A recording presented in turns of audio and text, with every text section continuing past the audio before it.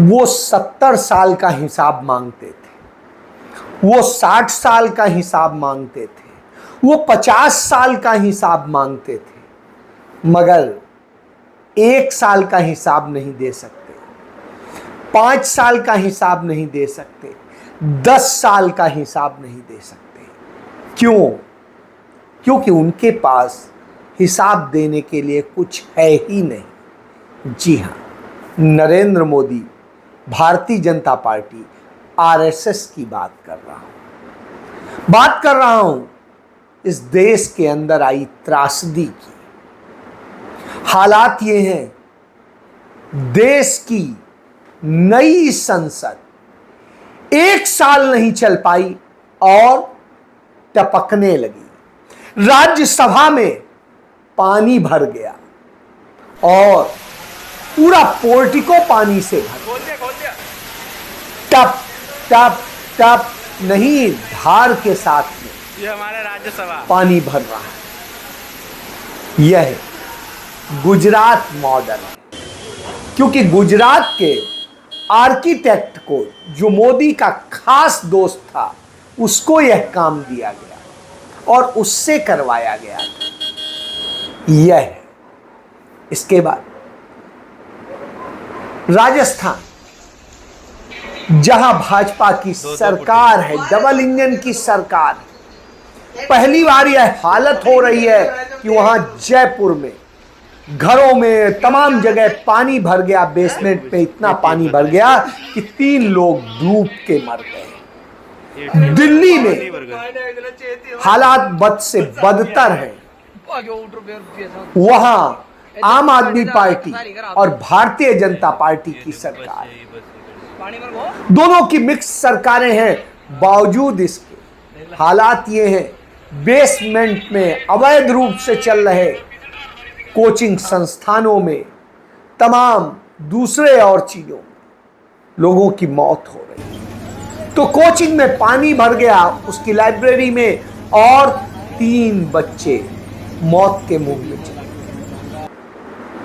केरल में प्राकृतिक आपदा आई और प्राकृतिक आपदा में 300 लोग मर चुके हैं, तमाम लोग लापता हैं, तमाम बुरी तरह से घायल। 400 मकान थे, सिर्फ 4 बचे हैं। बुरी स्थिति है, बदतर स्थिति है। लेकिन देश के गृह मंत्री राजनीति करते हैं।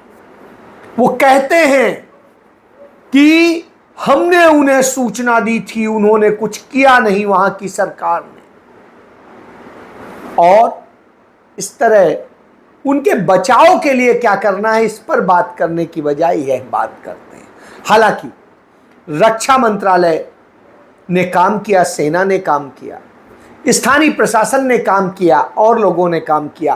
कांग्रेस के कार्यकर्ताओं ने जी जान लगाई, सभी ने मेहनत की, लगे हुए हैं, 24 घंटा लगे हुए हैं।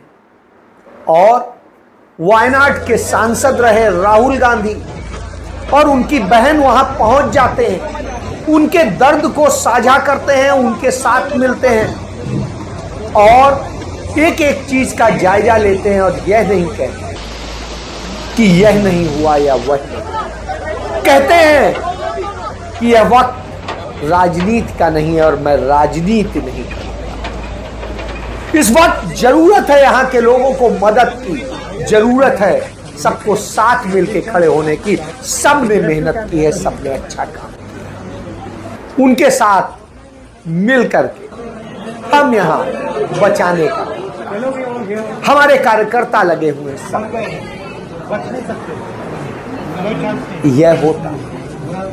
और वहीं केरल में ही इस समय आरएसएस की बड़ी राष्ट्रीय स्तर की मीटिंग चल रही है कि कैसे भावी चुनाव में भाजपा के साथ और जीता जाए, कैसे राज्यों को जीता जाए, क्या किया जाए, इसको लेके मीटिंग चल रही है। सारे आरएसएस के लोग मौजूद हैं।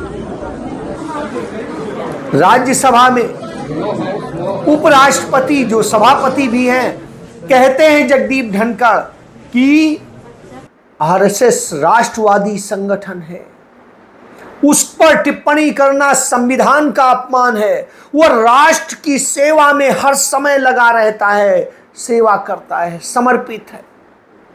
और हालत यह है कि पिछले 3 दिन से यह बद से बदतर हालत है। केरल में जो हुआ है वो दुखद है।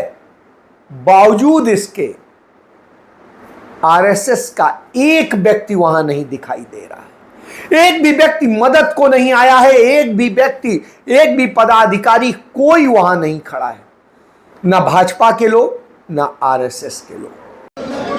I feel how I had felt when my father died. That I've seen so many people. I remember what I felt when my father died, and here people have not just lost a father; they've lost the whole family, entire family, brother, sister, mother, father. So I know what I felt, and this is much worse than that. And it's not one person who's feeling it; it's thousands of people who are feeling it. So it's very, very sad.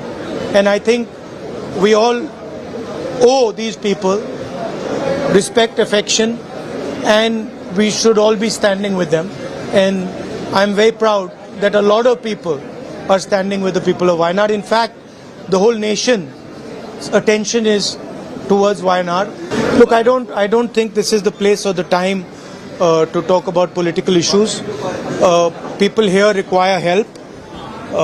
So I think the time right now is to make sure that all the assistance comes. There are people here who are in shock. They need medical assistance. So I think those are the things we should be discussing. Let me finish. I'm not interested in politics right now. I'm interested in the people of Wayanad. I'm interested in them getting the best possible care, best possible protection, and being looked after for the future. I'd like to thank all the people who are working here, the doctors, the nurses, the administration, volunteers. I'm very proud of everyone who's working here. I feel very similar to what my brother feels. We have spent the whole day meeting people who have suffered. It's an immense tragedy. We've met a little boy who was holding on for 6 hours trying to save his mother, and he failed. His whole family, and he managed to save his grandmother, but he failed to save his mother. We can only imagine the kind of pain that people are suffering. And as my brother said, they've lost their entire families. So we are here to give as much comfort and support as we can, to help in any way we can. And I am also very proud to see how everybody is coming together, not just from Wayanad and from Kerala, but from the whole country, to help everybody who is going through this. And I think that at times like this, all of us should just do everything that we can to support our countrymen and those who are suffering. There's been a big tragedy in Himachal as well today. I think perhaps over 40 people have passed away there as well in a very similar situation. So our condolences and wishes for them also to get over this tragedy as best they can, and all our support and help to everybody. वहां पर या तो कांग्रेस के लोग हैं या कुछ वहां पे सत्तारूढ़ दल के लोग, शेष कोई नहीं दिखाई दे रहा। तो आप इससे समझ सकते हैं। वहीं हिमाचल में आपदा आई, बादल फटा, और जहां बादल फटा है उन इलाकों में भारतीय जनता पार्टी को वहां के मतदाताओं ने जीत दी है। मंडी, जहां से कंगना रनौत जीत के आई है, जो राहुल गांधी के लिए, गांधी परिवार के लिए, नेहरू के लिए न जाने क्या क्या बोलती है, और इस वक्त में जो वो वहां की सांसद है, 40 लोग मर गए हैं, तमाम तरह की स्थिति खराब है। तो दूसरे सांसद हैं अनुराग ठाकुर, जो राहुल गांधी के जात पूछ रहे हैं, वो दोनों कोई वहां नहीं जाते हैं, कोई उनके दर्द में साझी नहीं होते हैं। बचाव में कहीं कोई भाजपा का व्यक्ति, आरएसएस का व्यक्ति नहीं दिखाई देता है। स्थानीय सरकार यानी कांग्रेस की सरकार, मुख्यमंत्री सुखविंदर सिंह सुक्खू और कांग्रेस के कार्यकर्ता वहां मदद में लगे। ये तस्वीरें हिमाचल प्रदेश मदद के लिए जहां बादल फटने से वो मणिकर्ण घाटी गुहार लगाते हैं केंद्र सरकार से, लेकिन केंद्र सरकार के गृह मंत्री को फोन करते हैं। गृह मंत्री कहते हैं हाँ कुछ करेंगे, तो कुल्लू जिले के लेकिन अब तक कोई प्रभावी कार्रवाई में बाढ़ आ गई। वहीं रामपुर तो समेज गांव के कंगना रनौत क्या कहती हैं? प्रदेश में लोग जो है अवॉइड करें हिमाचल जाने में। 8 लोगों के शव बरामद हो चुके अब आप सोचिए, हैं। लोगों की तलाश की जा रही है। हिमाचल की पूरी अर्थव्यवस्था पर्यटकों पर निर्भर होती है। वो यह बताती हैं कि हिमाचल ना जाए। दूसरा, वो उनके बचाव के लिए क्या करेंगी, उनके लोग क्या करेंगे, इस पर उनके पास कोई विजन नहीं। आरएसएस कहां है? न जयपुर में दिखाई दे रही है, न दिल्ली में दिखाई दी, और न केरल में दिखाई दी, न हिमाचल में दिखाई दी। गुजरात से लेके तमाम जगह पे तमाम घटनाएं हुई हैं। बाढ़ की स्थिति असम में भी देखने को मिली, कहीं आरएसएस तो दिखाई नहीं दी है, कहीं पर भी सेवा करते नहीं दिखाई दिए। तो फिर कौन सी आरएसएस, कौन सी राष्ट्र सेवा कर रहे हैं? लेकिन गांधी परिवार दिखता है, दिखते हैं कांग्रेस के लोग, और दिखते हैं वो सच्चे समाज सेवी जो चाहते हैं समर्पित है। तो बीजेपी के लोग क्या कर रहे हैं? केंद्र सरकार क्या कर रही है? केंद्र सरकार नफरत फैलाने का काम कर रही है, झूठ बोल रही है। रेलवे की कितनी दुर्घटनाएं हुई हैं, रोज बरोज लोग मर रहे हैं, और 2 महीने में 11 रेल दुर्घटनाएं हुई, 21 लोग मर गए, 300 से अधिक लोग घायल हो गए, और बुरी स्थिति है। विपक्ष के कांग्रेस ने एक सोची समझी तरीके से, रणनीतिक तरीके से छोटे से छोटे विषय को अपने सोशल मीडिया की ट्रोल आर्मी के जरिए से इस तरह से उठाना चालू किया। जून से जुलाई के बीच 11 बड़े ट्रेन हादसों में 21 से ज्यादा लोगों की मौत हो चुकी है और 100 से ज्यादा लोग घायल हुए हैं। और रेल मंत्री संसद में खड़े होकर बेशर्मी से कह रहे हैं कि ये छोटी मोटी घटनाएं हैं। अपनी नाकामियों को छिपाने के लिए यहां कांग्रेस की सोशल मीडिया पर गुस्सा दिखा रहे हैं। अरे साहब, अभी सरकार बने मात्र 50 दिन हुए हैं। इन 50 दिनों में 21 मौतों के जिम्मेदार आप हैं, 100 से ज्यादा घायल लोगों के जिम्मेदार आप हैं, कई हजार करोड़ की संपत्ति के नुकसान के जिम्मेदार भी आप हैं, बालासोर जैसे बड़े हादसों के जिम्मेदार आप हैं। अपनी खामियां और नाकामियां छिपाकर आप संसद में खड़े होकर चिल्ला रहे हैं, कांग्रेस की सोशल मीडिया टीम को कोस रहे हैं। शर्म नहीं आती आपको? रेल मंत्री जी, चीखने चिल्लाने और रील बनाने से फुर्सत मिल जाए तो रेलवे पर ध्यान दे दीजिए। देश की जनता अब ट्रेन में सफर करने से डरने लगी है। पता नहीं कब कौन सी ट्रेन हादसे का शिकार हो जाए, पता नहीं कब 2 ट्रेनों में आमने सामने टक्कर हो जाए, पता नहीं कब रेल पटरी से उतर जाए, पता नहीं कब सिग्नल खराब हो जाए, पता नहीं कब आपका कवच सिस्टम खराब हो जाए।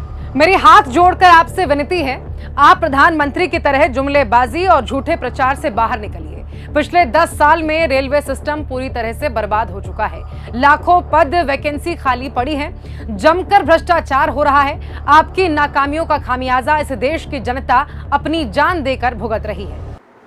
बावजूद इसके रेल मंत्री संसद में कहते हैं, ऐसा है, केवल रील बनाने वाले लोग नहीं, हम मेहनत करने वाले लोग हैं, काम करने वाले लोग हैं। आपकी तरह रील बना के दिखाने वाले लोग नहीं, हम समझे ना।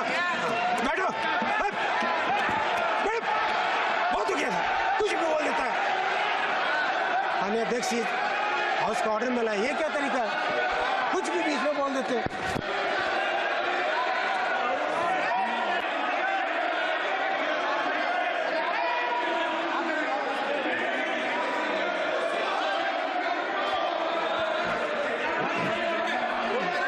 माननीय अध्यक्ष जी, माननीय मंत्री जी, रेलवे एक्ट के तहत, माननीय मंत्री जी प्लीज, जो माननीय मंत्री जी 2005, माननीय मंत्री जी, आप बैठे बैठे किसी व्यक्ति का रेस्पॉन्स मत करो।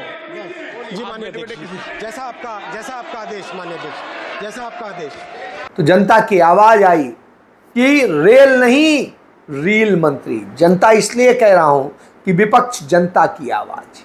छटपटा रहे हैं, तिलमिला रहे हैं। रील मंत्री ने, मोदी जी के रील मंत्री भड़क गए आज। मोदी जी के रील मंत्री इसलिए भड़क गए क्योंकि उनसे अकाउंटेबिलिटी ली जा रही थी। ये एनडीए 1.0 जो है, उनको लगा कि अकाउंटेबिलिटी अब ली नहीं जाएगी, और ये भूल गए कि अब विपक्ष भी काफी मजबूत हो गया है। तो रील मंत्री जो उत्तेजित हुए हैं, उनको थोड़ा आत्मचिंतन करना पड़ेगा।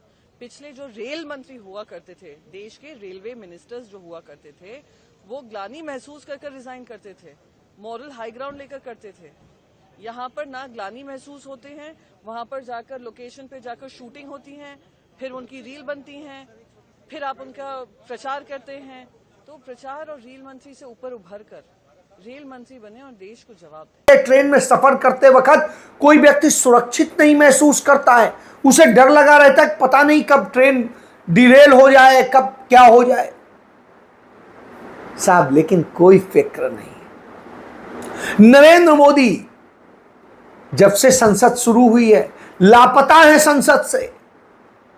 कभी वो किसी प्रोग्राम में चले जाते हैं, कहीं कहीं चले जाते हैं, जबरदस्ती ढूंढते हैं, निजी कार्यक्रमों में जाते हैं, लेकिन संसद नहीं आते। क्यों?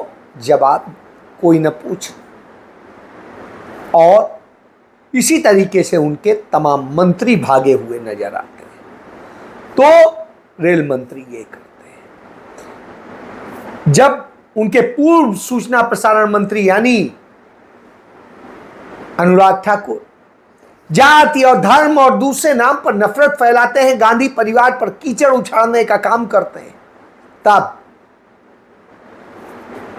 रणदीप सिंह सुरजेवाला बताते हैं क्या है राहुल गांधी की जात।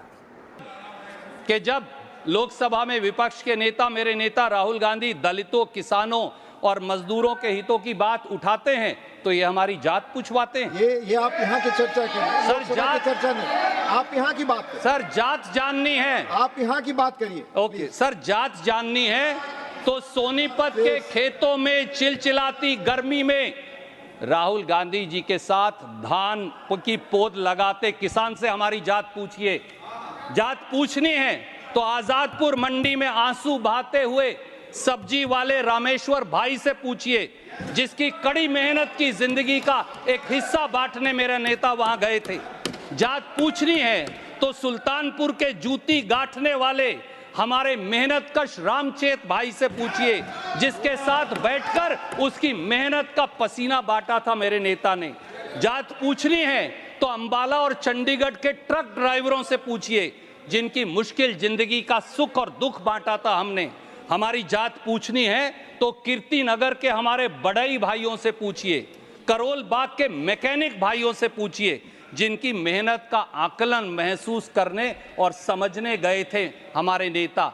सत्ता के अहंकार की ऊंची अट्टालिकाओं में बैठे हुए आपको किसान, मजदूर, दलित, गरीब की आवाज सुनाई नहीं देती।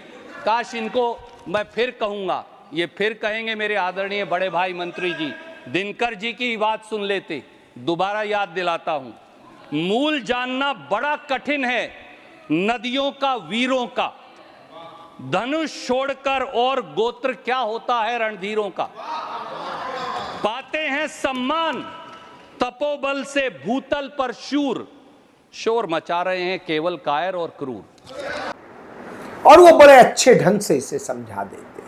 संसद में पानी भरा है तो उधर उत्तर प्रदेश की विधानसभा में पानी भरा है। और उत्तर प्रदेश की राजधानी लखनऊ के नगर निगम जो इसको जल भराव न हो उसको रोकने के लिए है, उसके दफ्तर तक में पानी भरा है। वो अपने को बचाएं कि उसको बचाएं कि इसको बचाएं, उस पर कोई जवाब नहीं। और जब गोमती नगर में भी ऐसे ही पानी भरता है, कुछ लड़के वहां पर खिलवाड़ कर रहे होते हैं पानी से, कुछ सोहदे होते हैं, एक कपल जा रहा होता है बाइक से, वो उस पर पानी डालते हैं जिससे वो गिर जाते हैं बाइक से, तो उस लड़की के साथ बदतमीजी करते हैं। मैं उसके वीडियो को ट्वीट करके UP police DGP Narendra Modi, Yogi Adityanath और उन सबको लिखता हूं, तब पुलिस एक्शन में आती है। और वो कार्रवाई करती है, 4 लोगों को गिरफ्तार करती है। निश्चित रूप से शासन के भी स्तर पर उसके बाद कार्रवाई होती है। वहां के डीसीपी, एडीसीपी और दूसरे लोग हटा दिए जाते हैं, वहां से दूसरी जगह तबादला कर दिया जाता है। थाना इंचार्ज और चौकी इंचार्ज और चौकी के लोग सस्पेंड कर दिए जाते हैं। विधानसभा के अंदर आदित्यनाथ कहता है कि देखो आरोपियों में एक यादव है, एक मुस्लिम है। कि जो गोमती नगर की घटना है, उस घटना में भी हम लोगों ने जवाबदेही तय की है। उसके अपराधियों की सूची भी मेरे पास आई है। ये अपराधी हैं। पहला अपराधी है पवन यादव, दूसरा अपराधी है मोहम्मद अरबाज। ये सद्भावना वाले लोग हैं, यानी सद्भावना। अब इनके लिए सद्भावना ट्रेन चलाएंगे, इनके लिए बुलेट ट्रेन चलेगी, चिंता मत करो। अब आरोपियों की भी जात देखने लगा है और चिन्हित किए गए हैं, वो भी आ जाएं तब बताना किसकी जाति है। और जो दूसरे 2 लोग हैं उनकी भी जाति बता दी। तो यह स्थिति है कि इस हालत तक नफरत है। नफरत इस हालत तक है कि जब कल्याण सिंह मुख्यमंत्री थे, राजनाथ सिंह मुख्यमंत्री थे, तमाम भाजपा के लोग तब उस सरकार को चलवा रहे थे। समर्थन देने वाले मंत्री थे हरिशंकर तिवारी, पूर्वांचल का एक बड़ा चेहरा थे, जा चुके हैं, दिवंगत हो चुके हैं। उनके यहां गांव में एक उनकी प्रतिमा लगाने के लिए चबूतरा बन रहा था। ग्राम सभा ने प्रस्ताव पारित करके उस ग्राम सभा की भूमि पर चबूतरा बना के उनकी प्रतिमा लगाने का प्रस्ताव पास किया था। ग्राम प्रधान उसका प्रस्ताव एसडीएम को दे करके आया था। लेकिन नफरत से भरा योगी,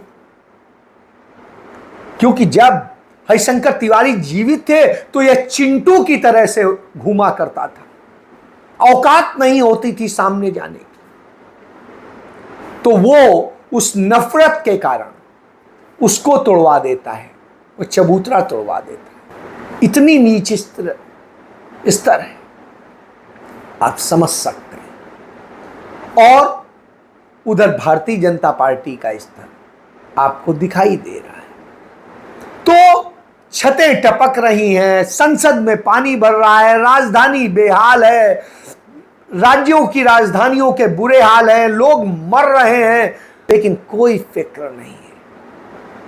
फिक्र है अपनी राजनीति की। तो उस राजनीति के लिए, नफरत के लिए काम करते हैं। और इस नफरत में भरे हुए लोग करते क्या हैं? हरियाणा में इनके पूर्व मंत्री धमकी देते हैं, पत्रकारों को धमकी देते हैं कि मरवा देंगे और न जाने क्या क्या करा देंगे। सही खबर छापना मुश्किल हो गया। यह स्थिति है। मनीष ग्रोवर नाम के एक मंत्री हैं, नफरत का आलम देखने वाला है और यौन शोषण करने का है वह मंत्री संदीप सिंह। उसके खिलाफ अदालत में चार्ज फ्रेम हो जाता है, चार्जशीट हो चुकी होती है, चार्ज फ्रेम हो जाता है कि उसने यौन शोषण किया है। यानी यौन शोषक, हत्यारे, बलात्कारी सब उनके होते हैं। एक विधायक की हत्या करने वाले भारतीय जनता पार्टी के जो नेता थे, सांसद थे, विधायक थे और वो थे करवरिया, वो प्रयागराज में, उनको छोड़ दिया जाता है, उनकी सजा माफ कर दी जाती है। यह आदित्यनाथ का जंगल राज। हरकतें इस हद तक करते हैं कि अतीक अहमद की सरेआम, उनके भाई की सरेआम, जो पूर्व सांसद थे, पूर्व विधायक थे, उन लोगों की हत्या की जाती है। उनके बच्चों के फर्जी इनकाउंटर में हत्या की जाती है। और उसके बाद में उत्तर प्रदेश सरकार इसे एक स्वाभाविक घटना बता करके और क्लीन चिट दे देती है पुलिस को। घोर पुलिस की लापरवाही में, उनकी अभिरक्षा में हत्या होती है। बावजूद इसके यह हालत, कितना शर्मनाक स्थिति में देश को लाके खड़ा कर दिया है मोदी, योगी या उनकी डबल इंजन, ट्रिपल इंजन की सरकारों ने। देश को बर्बादी में ढकेल दिया है, नफरत में ढकेला है। तो आप इससे सच को समझ सकते हैं कि क्या हो रहा है देश में। जय